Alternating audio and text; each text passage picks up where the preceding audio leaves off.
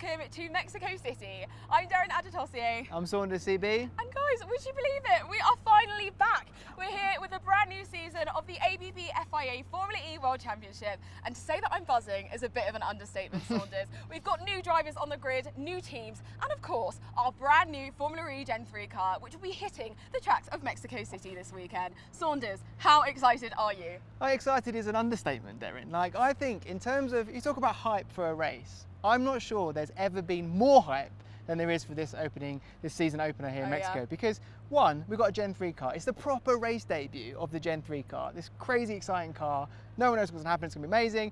And also Mexico, for me, easily my favorite circuit on the race calendar. I know a lot of people watching probably think the same. The drivers love it, it's fast, it's challenging. So to be able to have the season opener here, new car, at Mexico City, in front of tens of thousands of fans. Yeah. I mean, what more can you ask for? Ultimate hype. I know, ultimate hype. The energy here is, dare I say, electric. Sounds a bit Yes. corny, but it works. You know, I mean, as you said, Foro Sol, the fans, the energy, we're buzzing to be here. But before we get too excited about what's going to be happening this weekend, we thought it's only right to catch up with our reigning world champion, Stoffel Vandoorne, putting your fan questions to him. We're also going to be talking to the two new rookie drivers on the grid this season, Neon McLaren's Jake Hughes and Nissan's Sasha Fenestras. And of course, we always love to explore the cities that we race in. So coming up, we'll be giving you a bit of a tour guide of Mexico City if you're here over the weekend or beyond. But first, Saunders, it's been a hot sec since we last went racing. It's been, what, 4 or 5 months now? That's mental. It's crazy. Mad. If only there was a way that our viewers could catch up with everything that happened in the off-season. Well, thankfully, you're in luck. Here's something we made earlier.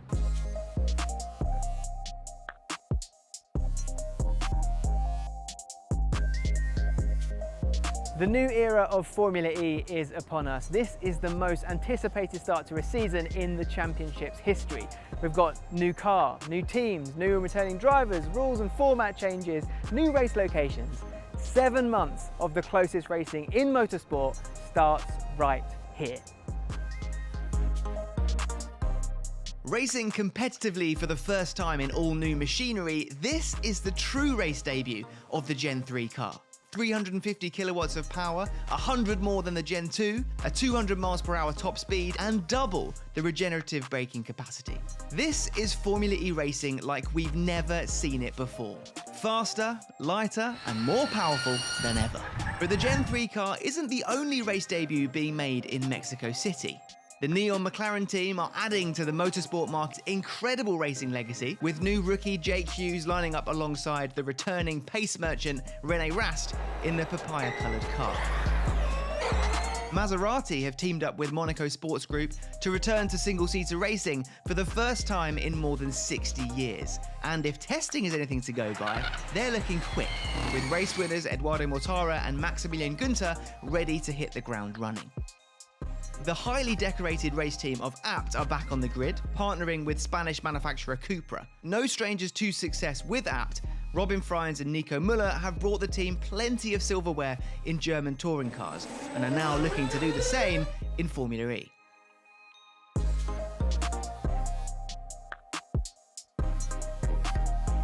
Moving away from the 45-minute plus 1 lap format, Season 9 sees the return of laps dictating the duration of the races. An updated attack mode format means drivers will have a maximum of 4 minutes of attack mode to play with over 2 activations. That's 350 kilowatts of power, 50 kilowatts on top of race mode, and 100 kilowatts more than last season. With the time of each activation up to the teams, getting the strategy right for this is now even more crucial. With more power available but for a shorter burst at each activation, teams and drivers will need to pick their moments very wisely.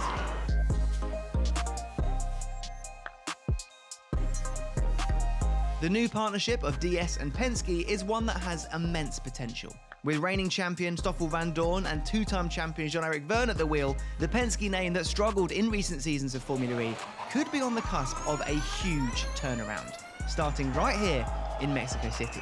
Starting the season off in Mexico is a real bonus for the Tag Heuer Porsche Formula E team. On our last visit here, the German giant dominated. Pascal Wehrlein secured his and the team's maiden victory in the championship with a Team 1-2. Starting the season at a place of important significance to the team is a strong confidence booster. But can they do it again in the new car? While employing the skills of former champion Antonio Felix da Costa is a very good place to start. There are few drivers more successful in Mexico City than Lucas de Grassi. His highlight reel from this circuit is epic.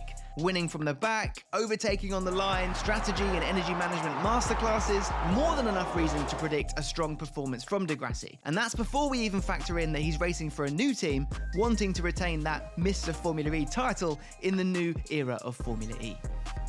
So those are just a few of the things to be excited about ahead of this season opener in Mexico City, and that's just scratching the surface. There's a whole season to follow, so much is new, so much is unknown. Time to find out how it all unfolds. Wow, so much has happened since we last went racing here. Yeah. Saunders, thank you very much for that recap. I think I can speak on behalf of everyone that we very much needed it. I mean, it's been 5 months since we last went racing. But of course, we're focusing on the new Gen 3 Formula E car. It's actually right behind us. Let's reveal it for a moment, let everyone take it in. I mean, it looks spectacular, doesn't it? It looks great, and you know, this, in terms of innovation, this is hitting a level that we've not seen before, you know, not just in Formula E, but in motorsport, in automotive. You know, the sort of technology that's been put in this car is top level. You know, it's faster, it's lighter, it's more efficient, it's more sustainable. There is so much about this car that has not been seen anywhere on the planet before.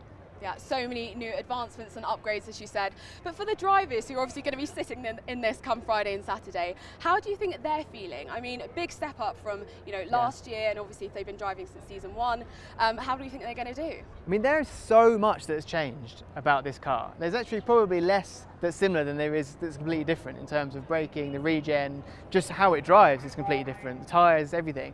So the learning curve is incredibly steep, and it's not just about, it's not like you can learn this car here and then you're set for the rest of the season. You might nail the setup, nail how everything works here, and that changed completely when you come round to the likes of Diriyah or the next races after that, with surface changes, you know, undulation, track, weather, whatever. So it's a very, very steep learning curve. Yeah. And the ones that pick it up quicker are the ones that are going to be getting performance and getting the results they want, really. No, so for sure. Yeah. Well, I'm excited to see how the drivers do on this circuit. Of course, one of the most iconic in our race calendar. And here's Lucas de Grassi with everything you need to know about the Mexico City track. Mexico is one of the best races of the whole season, and that's because the Mexican fans, they're super passionate about racing. They fill the stadium up, they cheer, you know, they want autograph. They really enjoy motorsport. And the circuit has changed over the years. Initially, it was a much shorter track, then a loop was added. Then we had a long straight in the back for Gen 2. Then we changed the last corner. For this year, the novelty is that there's another chicane being added just before corner 12. So now, which is corner 9, 10, and 11. And that is to control these extreme speeds that we see with the Gen 3 car. Just because it's the first race, the cars will reach over 270 kph here, which is quite a lot. And we have a lot of rule changes. So for example, now the races are by laps, not by time anymore. We don't have fan boost. So everybody will have to adapt to these new rules to extract the most out of the race. In Formula E, you cannot allow yourself to relax at any given corner or moment. You have to really push 100% every time in every corner. But you can gain a lot of time in, for example, in the last corner is the fastest corner of the whole year. It's a corner that because the car does not have so much aerodynamic downforce, you're kind of sliding over 200 kph all around the corner. So it's a very tricky technical corner that can make a big difference in the race. Then of course, corner 1, blind corner, you have to carry the speed in the apex, makes a big difference. So there's always different challenges for different corners. It's probably one of the most demanding circuits that we have of the season. Oh, I just love this track, and something which makes it so special, as we said, are of course the fans. The energy, the atmosphere that they create is just unmatched, isn't it? Absolutely. I mean, Mexican fans, they just get it. They get motorsport. They turn up and they give full commitment every time they're here. From start to finish, it's just full cheering.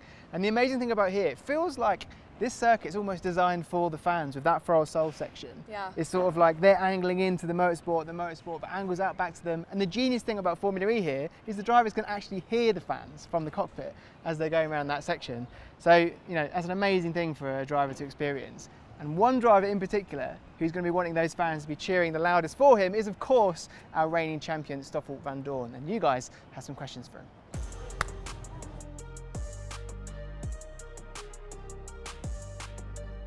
Very excited to race in Mexico City. I think it's a great location for the first race. The fans are really awesome here, so yeah, very much excited for that.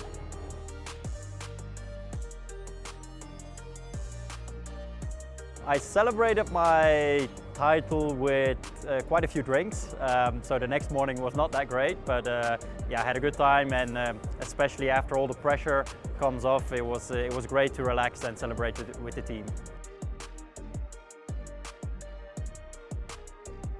That's a great question actually, because my championship trophy is actually with Mitch Evans still, and I still haven't picked it up, so it's somewhere locked away in a cave.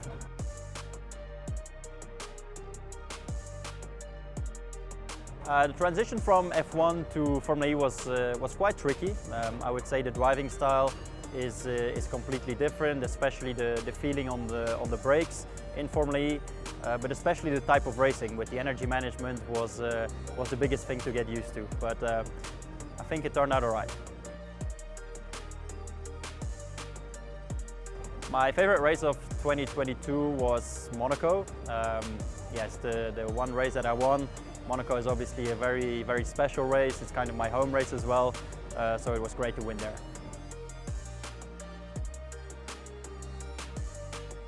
I've never been to India, so I'm looking forward to see what the country is like. It's a new track, so it's always exciting, and yeah, just looking forward to the challenges.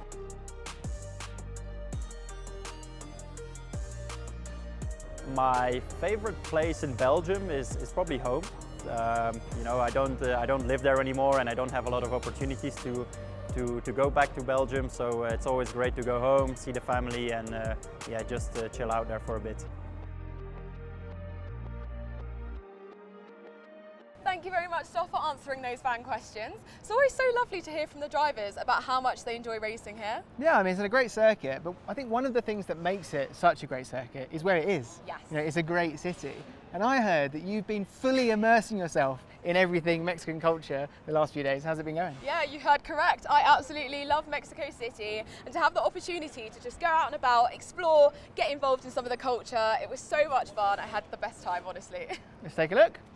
Hello everyone, and welcome to Mexico City. Now, before we get into all of the action this weekend, let's take a look around and explore some of the highlights of what this amazing city has to offer.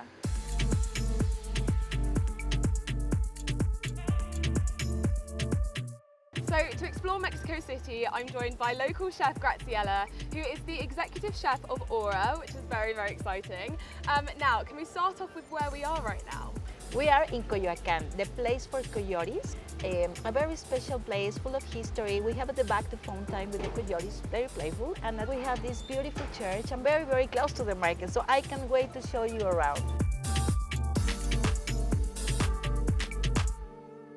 Tell me a bit more about this market. Bueno, mi casa es tu casa. My market is your market. Gracias. Yes. So here the markets are always divided into three sections: fruits and veggies, protein, prepared food, and an eclectic area where you can find almost everything. And I would like to share with you how to pick the right avocado for us to create the most delicious guacamole. Ready? Yes, exciting. Let's go. Let's go. How to pick the right avocado, Derek? You always choose a wood one from the top. It has to be soft from the tip, here, very close to the stem. Okay. Not from the middle, because normally what you do is like you pick an avocado and you try to get the ripeness from pressing around. Yeah. That's not gonna work. You need to go close to this stem. Okay, so I've been doing it wrong my whole life then. I'm always squishing the avocados. But I think this one, This is the avocado we're taking that for guacamole. We're ready. So we've got some of the ingredients from the market, but tell me, how are you going to prepare this in Mexican style? Yes, I would love to share my recipe with you. Lime is important because it brings acidity to the dish.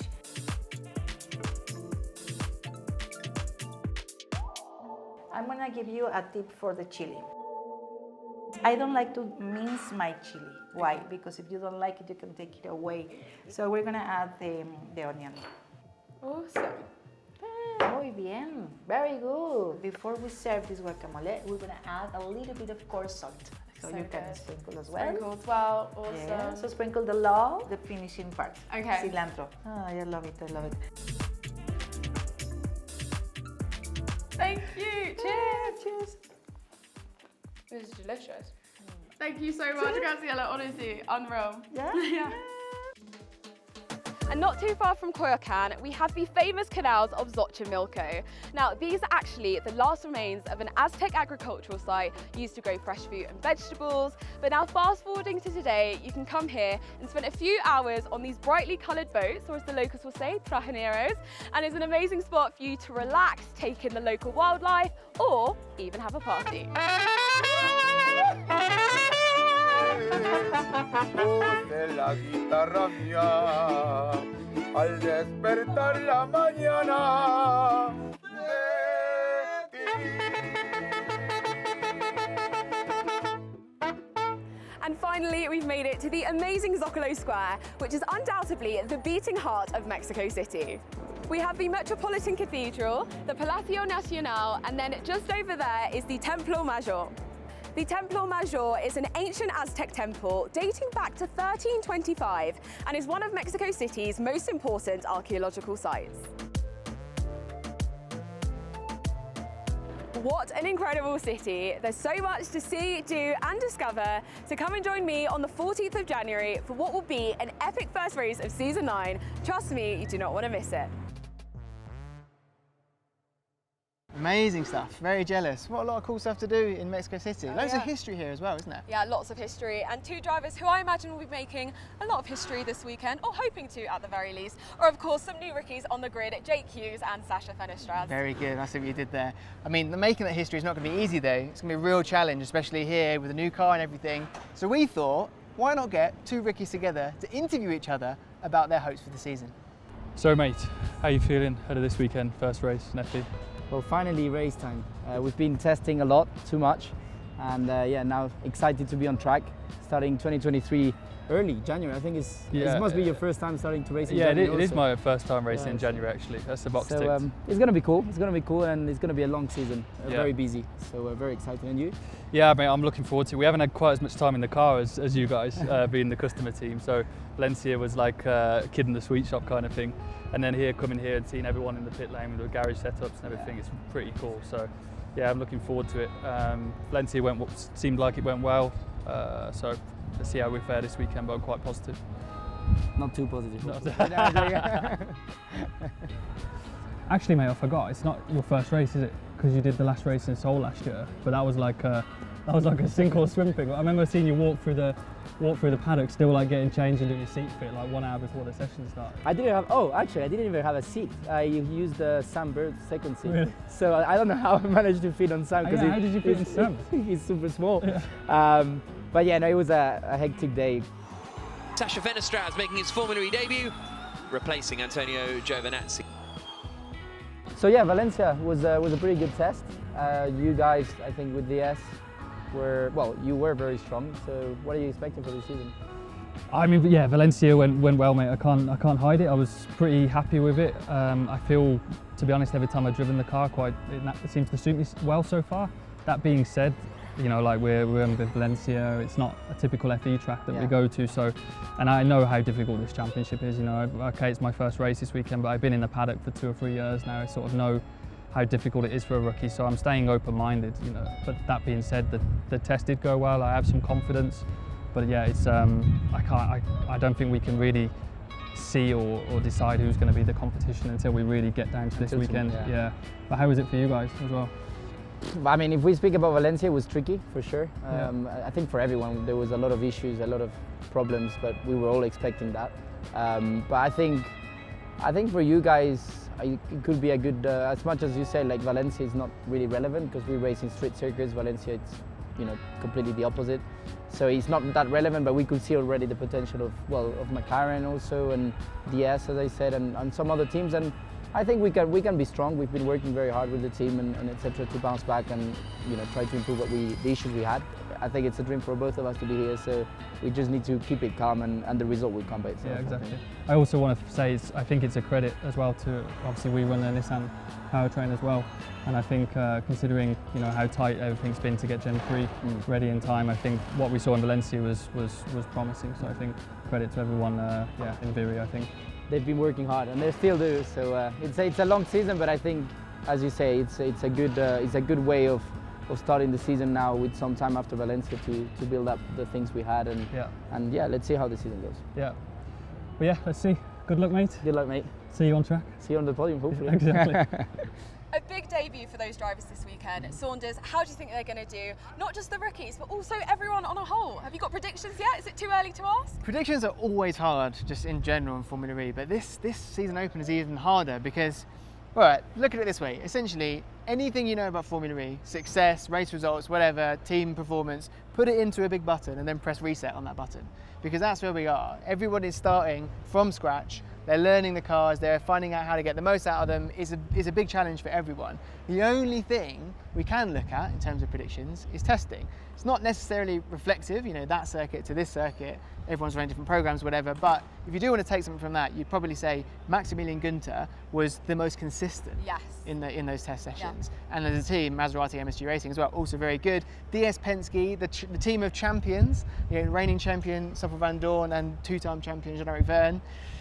Everyone wants to make their mark in the season, you know, and this is the race to do it, the opening race, of course. So where better to do it than somewhere that has always, countless times, delivered Formula E racing at an unprecedented level of action, which is what you get here in Mexico City. No, it's going to be mega. I mean, what a place for us to be kicking off season 9. We've got our new era, a new car, new drivers on the grid, new teams, as you said. It's going to be so much fun, and we cannot wait for you all to be joining us for this new era of the championship. So head over to the Formula E website to find out where you can watch all of the sessions on Friday, and of course tune in for that big race on Saturday. Come and join us.